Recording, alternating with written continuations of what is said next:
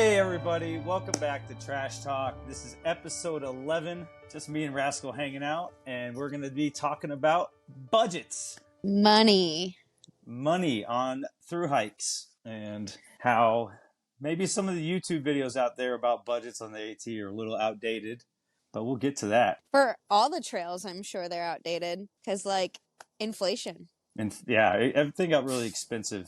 It sucks. So, I mean, there's different types of people, with money, their budgets are different on the through hike. Some do too, they have to save up for the whole through hike for 6 months, possibly, to be off work, to make money. And then there's people like me that get paid monthly. It's a whole thing, and you can definitely tell when you're on trail who's in what category if they're paying attention to it. Yeah, definitely. I mean, there's times where I spent a lot of money right up front in the month and then just kind of struggled the rest of the month due to gear or whatever happening. For your first AT through hike, you had to save up first, right? I have done that every hike. So I work jobs that are either seasonally or very easy to just quit, like customer service jobs. So I always have to just save prior to a hike. And yeah, when I did the AT, I was only like 23-ish, so just a few years out of college and hadn't been working any crazy job that made me any money really. So I had to save, and I did it. I balled on a budget, is what I said. Yeah. It could definitely change the circumstance of your hike just because, you got to hike faster if you're on a set budget. Totally. I mean, yeah, you either hike faster so you can finish, or a lot of people just like have to go home or get off trail or, bum money from friends, which is never a great thing to do. Yeah, I mean, and your in-town activities definitely can affect your budget. You can bust it or, keep it intact. How much did you spend on your AT hike? So AT hike, I had to buy most of the gear right off the bat because I had only ever backpacked once before in my life. And I had done a lot of research and was like, okay, I kind of know what I want. And some of the things were a little more expensive than what I wanted to spend on. But I would say AT, I never like calculated it to the dollar, but I spent a little bit over $4,000, which is kind of low. Yeah. But that's all I had. So that's what I had to do. And I was on trail. I was on the AT for 5 months. So $4,000 for 5 months. I am from the East Coast. So literally every single state, I had a family or friend member who would pick me up, feed me, shower me, laundry. Helpful. Yeah, and let me stay somewhere. So that helped tremendously. Yeah, I mean, I've heard some people, like my hiking partner was on trail for 4.5 months. Hers was about 1,000 more than yours. This year, things were much more expensive. At least that's how I saw it. As we were going north, that things were getting more and more expensive, and the Northeast is already expensive. Yep. So I was on about a $2,000 a month budget. And I spent almost every penny of it. Just from shoes to maybe too many hostels. Shoes are the worst. Because you sometimes cannot get around not buying them. If you haven't been planning for 6-7 months and buying them on sale or prior can have them mailed to you, it's insane. But the only reason to do that is if you absolutely know those are the shoes for you. Right. Because I started with, I'd been on a couple little backpacking trips in preparation for the AT. So I thought I had my shoes. I thought I had the Salomon Sense Ride 4s or whatever, what I started with. By the time it was time for me to change shoes, I was like, this isn't going to work for me. I rubbed the pinky toe holes in the sides of them. So I was like, okay, something's changed. Something needs to change. So that's when I went to Topos and then, never looked back on that. But those are expensive, very expensive. Yeah. I mean, trail runners these days, so I'm an ultra girl, so I have to, if I'm going to buy a new pair, it's at least $140, $150. And you're only going to use them for on a through hike, 4 weeks-ish before you basically have to get a new one. Yeah, I had a pair of Topos last me 800 miles, but I probably should change them out earlier. 500 should be around the time when you're either deciding when your next shoes are or you have new shoes ready to go. I was definitely part of the crowd on trail there's a lot of comfort items around. There weren't too many ultralighters with us. Buying gear that makes stuff a little bit comfier sometimes, add to your pack weight and your budget, trinkets and such. But then, of course, you got to have a budget for stickers. Okay, there's that. Yeah, then there's random other little things. I mean, yeah, I like to buy some souvenirs once in a while in towns and mail them home to myself or whatever. So that's definitely another cost. The mail also has the prices have gone up for priority packages. When I first hiked, it was like $14.50 to send like a medium box, and now it's like $18 a box. Yeah, it's expensive. 17.50 or something like that. It's a catch 22 because you're like, oh, I can pre-buy gear and save money, but then now I have to spend X amount of dollars just to send it to myself. If I'm switching out gear, then I have to again pay to send something back.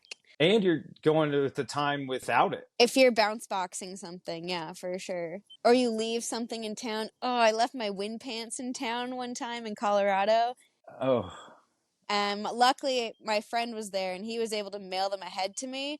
But then I had to go like a week and a half in Colorado during like sketchy weather with no pants, just my shorts. I had those. I think I had the Enlightened Equipment wind pants that I got secondhand from Gadget because they were too small for them. Oh, So nice. I got them for a hell of a deal. But yeah, I ripped the ass out of those and taped them up, and they rocked until like I think Baxter.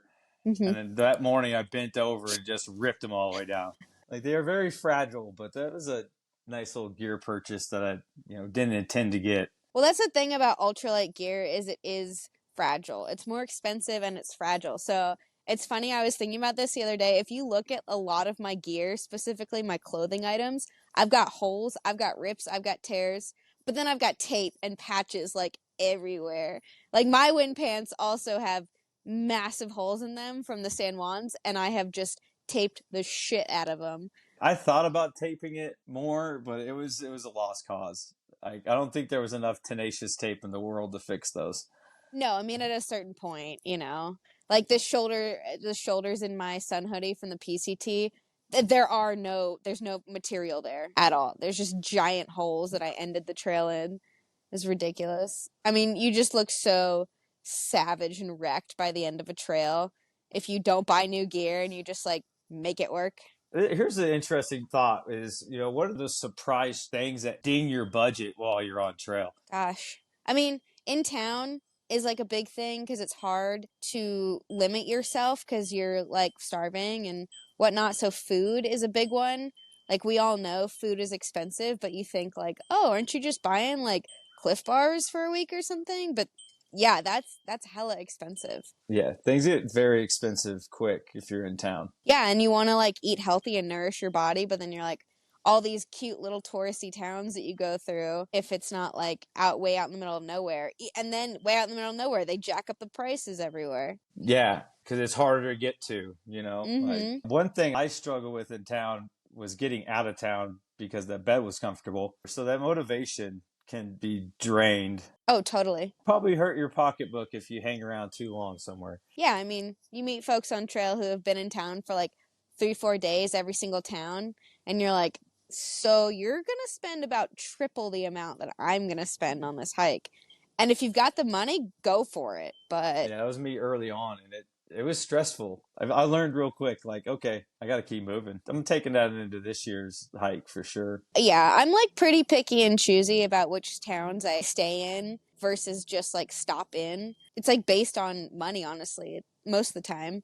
Of like, oh, this town's going to be cheaper than the last town or the next town, so I'm going to spend a day here instead of there or back there. That's kind of a mindset thing that I didn't have early on. Like, that's something you learn because it was so exciting. It's new. You're walking from a town to another town. You want to go see what these little towns are about, but a lot of them you're just get to the grocery store and keep moving. Don't have the FOMO unless you got a $30,000 budget and you want a platinum blaze.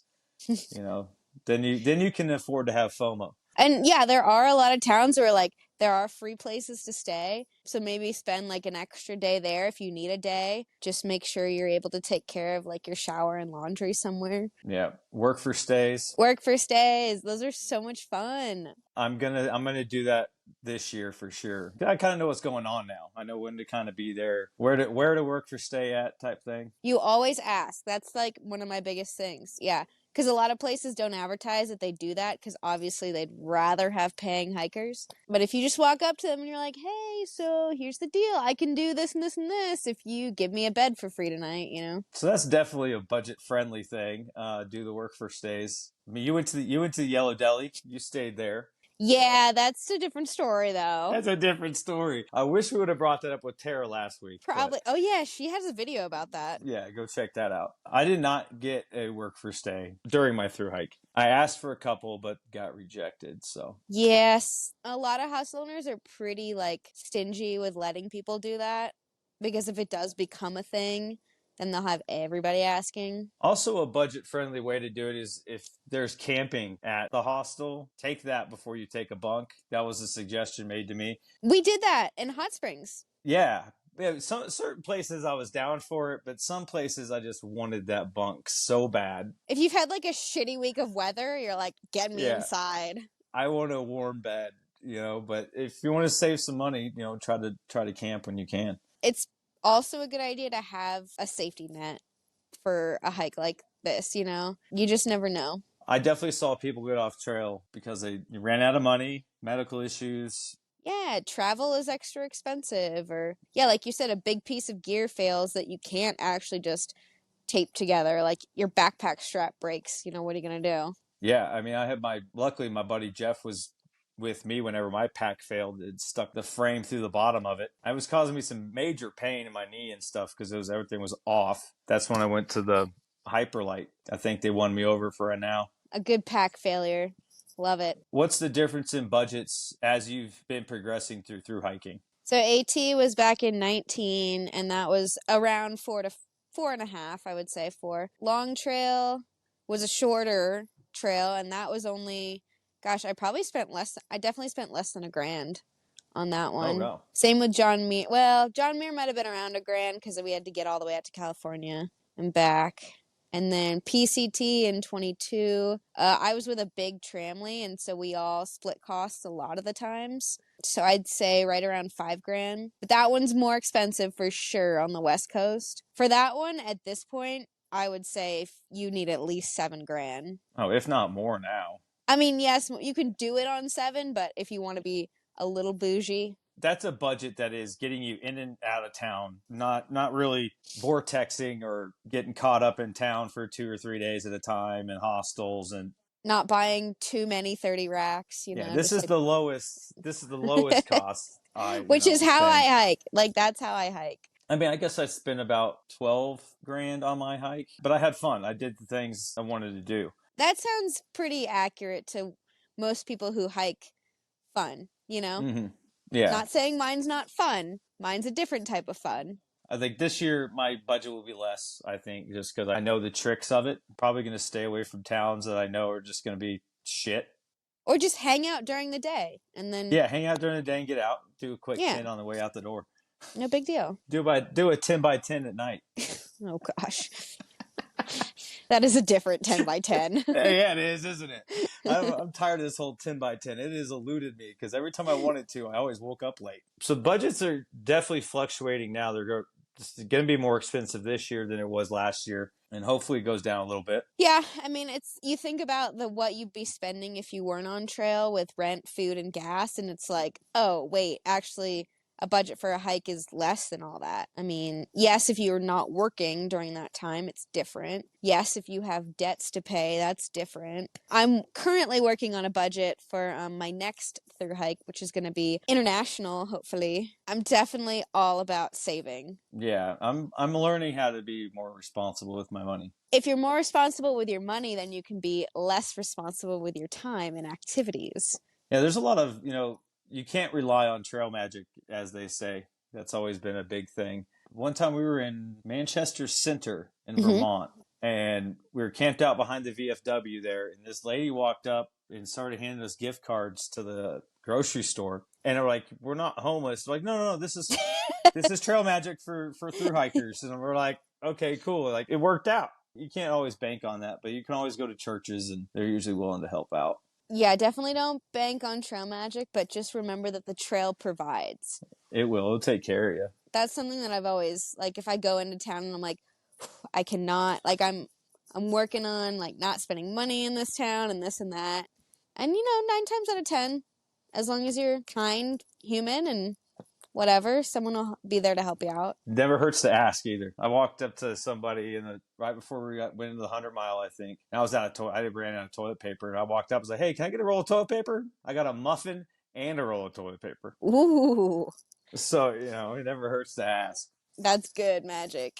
The moral of the story is save up what you want and hike fast. Hike fast, take chances, have a little money in your pocket. Initially, and you decide to through hike and you start your budget, you buy your gear, that can be a pretty stressful time. It's very stressful because when you're first starting out, you don't know what gear works for you, first of all. You don't know what's a good price for something versus not. So, yeah, it is a whole thing. I mean, it took me, my first hike, I started planning like 6 months prior to the hike.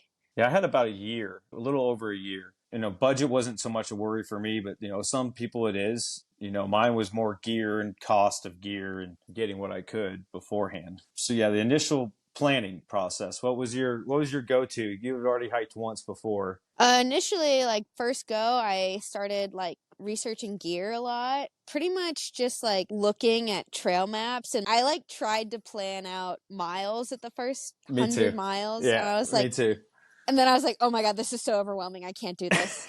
It I was like, no. was like, well, what if it rains? But what if I have to get off this? What if I get Right. hurt? Like, I'm like, what yeah, about this shelter? No, no, no, not that shelter. Like, oh, should I send a box to this town? Like, oh, no, no, no, maybe I shouldn't. I feel like I spent too much energy in things that end up not mattering. You don't know what those are until you're just like, okay, that's easy for me to figure out. It was really hard for me to figure out not to just go with the pack into town and hang out in hotels for 2 days at a time. But it took some time, but you learn from that. I don't know. What was your initial reason for going out there? Just to do it? Like, to go hike? Yeah.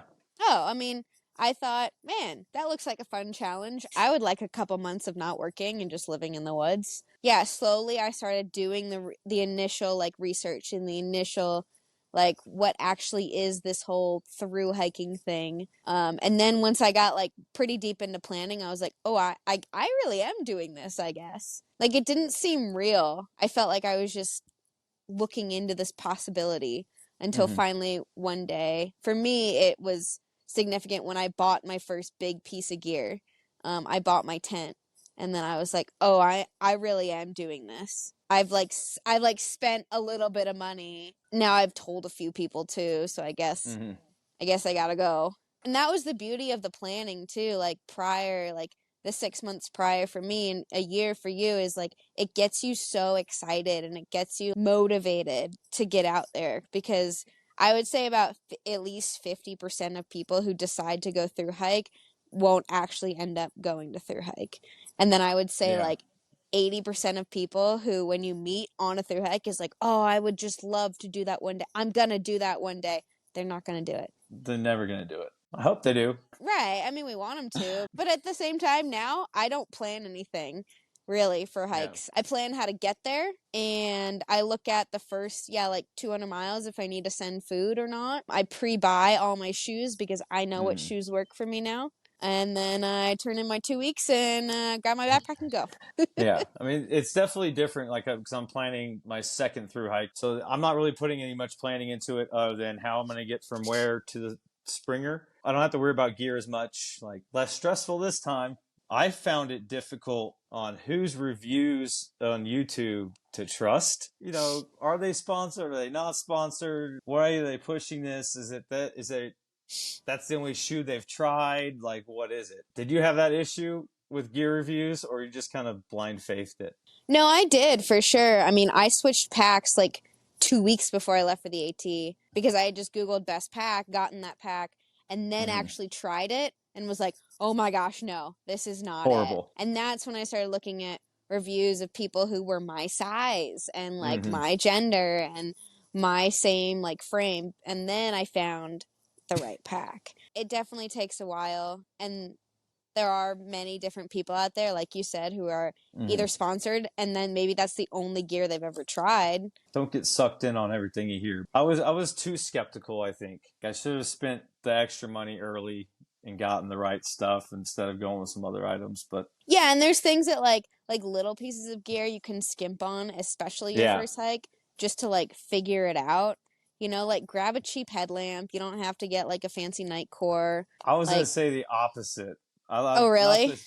not the super expensive Nicore, but the Black Yeah. Diamond rechargeables are a lifesaver. But Mm. for convenience purposes, I enjoy that. Make sure it's a working headlamp and you Yeah. can either recharge it or have batteries. But I mean, but if once you've been doing it for years too, you slowly start to build that ideal kit, just like one piece at a time. And you don't stress about not having something unless it's like Right. one of the big items. You're like, oh, I could Mm-hmm. pick that up. I can go a couple days without that. Not a Yeah, water filter. like don't. Oh well. Whoops. I had to take the dig. I'm sorry. I had to dig at you for that one. It's Don't skip fine. on your water filter for your It's health. fine. At least have Um, tabs with you, you know? something, Oh, yeah, something. just something. I think it's just that unknown, the fear of the unknown going into it. Like we've talked about that before, but that's a Oh, yeah. different aspect of it. Is you just don't know what that hike has entail for you. Mm-hmm. Because 2024 is going to be different than 2023. Things are going to be drastically different. You can't just go in there complacent, but you kind of know what to do. You have a little bit less fear of Mm-hmm. what's going to happen or what could happen. Yeah, once you get more and more comfortable, I mean, I'm someone who's usually either just the right amount prepared or like slightly underprepared. But Yeah. because of all my experience on trail, I'm not afraid to like go out. Even on a daily basis, I'm a runner. Mm-hmm. I like go on trail runs in like some sketchy places, and I'm like not afraid to go do that with the bare minimum gear Yeah. because I've had so much time out there in different situations, whether Yeah. I they be prefer to have all the better. shit I need Yeah, well, make it work. most of the time. I've got like But most of the 10 essentials, you yeah, know. you can't let Candy Mama down. I know. Harp She's on you sent for me having those. for like birthdays or Christmases, she has previously sent me like safety blankets and compasses. She loves to ask me, Rascal, you got your compass? No, I don't have I a mean, compass. I have a compass on my phone. I don't need a compass. Yeah, she's always like, be safe. That initial planning process is stressful. So my advice to anyone planning their through hike, just breathe. Think about what rationally you need just to walk from town to town. You have escape routes everywhere. Don't stress out too much. Totally. I The wish someone longest, would have told me that. you got to break it up. It's like a through hike is really only like maximum usually a 5 day out of Mm-hmm. town experience. Yeah. I mean, I think the If longest, you choose to do that, which is about right. what you want to do. I think the longest I've gone between towns is like 8 days one time. And that, Oh I mean, wow. that it was still fine. That was So, on CDT then? that was in the Sierras. I forget if that was JMT year or PCT year. Oh, I that's a remember lot. being like, there's no way I can fit fucking 8 days of food in this That's a pack. lot of food. Yeah, I ran out, obviously. Then Yeah, there's so a it's like, pride of saying I ate that whole 8 days of food. I love eating on trail. It's so good. Food carries, that is one thing that as the hike goes on, you will be eating more. That's going to hit your budget also. Plan for that. And plan to get yourself a good meal in town. Maybe not like 6 meals, but like Yeah. maybe 3 meal, like 3 good hearty meals in town.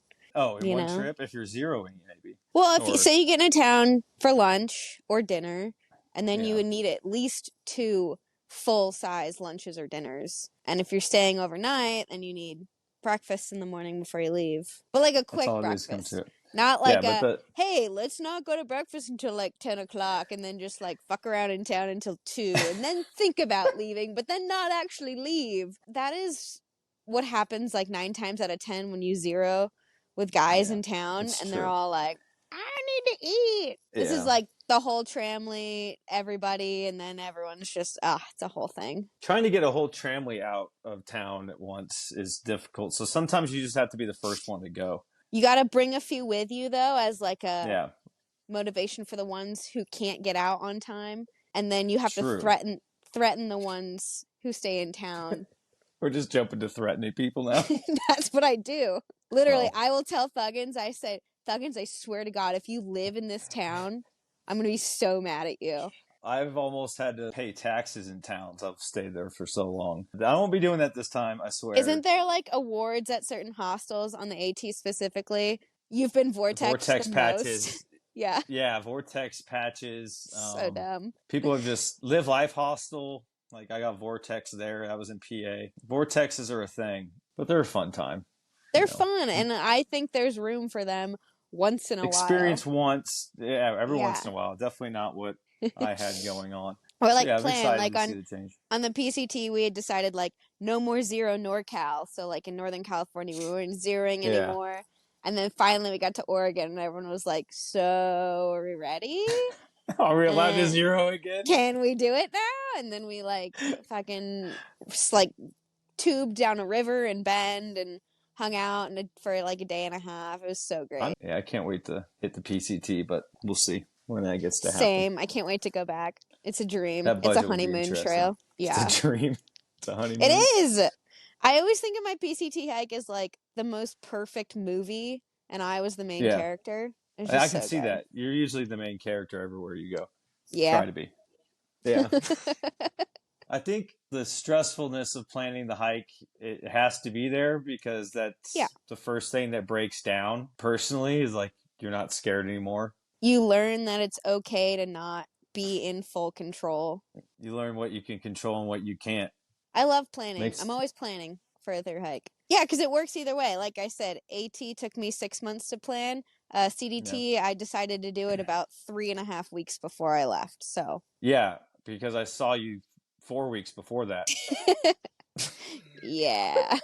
And then all of a sudden you were in Montana. I know, the CT became the CDT.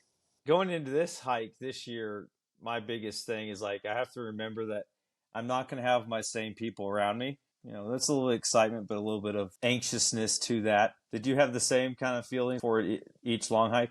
Yeah, and I have returned like to a lot of spots on a lot more on the AT and like the long trail and a lot of spots like that. And you're like every time you're in that situation, you're like, oh, this is different than last time. Yeah, it's a different day. Different people are around. It's always great either way. I think you have to have that feeling of being willing to accept the differences and not like, oh, this was better than this one because they're all great. It's just in a different way. Right. You get to experience those places in different manners. And you can still make connections with your previous experience or your previous people. Yeah. I'll be on a trail somewhere and I'll like text someone and be like, yo, remember the time we were at this exact spot? Well, now it looks like this, or now it feels like this. And it's such a cool way to bring them back to like, oh my God, I do remember that time of my life. I think it's important to, keep in touch with the people you've hiked with in the past for sure. Yeah, I'm just excited to get back there, but I'm definitely not doing the approach trail. No. Oh my gosh. It's only a couple steps. I ran up those stairs. I was so fucking excited. Yeah, I think they got it closed off. Part of it closed off for this right now. It's in construction. That's lame. I think it cuts off half the stairs or something like that. Oh. Well, I guess nobody's doing the full trail this year. I guess not. Everyone's just not a dirty trail. Everyone's just a dirty yellow blazer. You're not missing anything. Yeah, everyone starts out a yellow blazer, so take that, purists. Losers. Hey. We don't mean that. I swear. I'll be a purist one day, but just not right now. Things have been wrapped up. Covered a lot today. We talked about budgets, our personal budgets, maybe little tips and tricks that I wish I would have learned prior to going on trail. We'll see you guys next time. I'm Kenny Powers. And I'm Rascal. This is Trash Talk. Talk to you later. Bye. Why people climb mountains? Is it just to reach the top and see the view? Well, I tell you something. Every rock and every river, every sword and every splinter, I would climb every mountain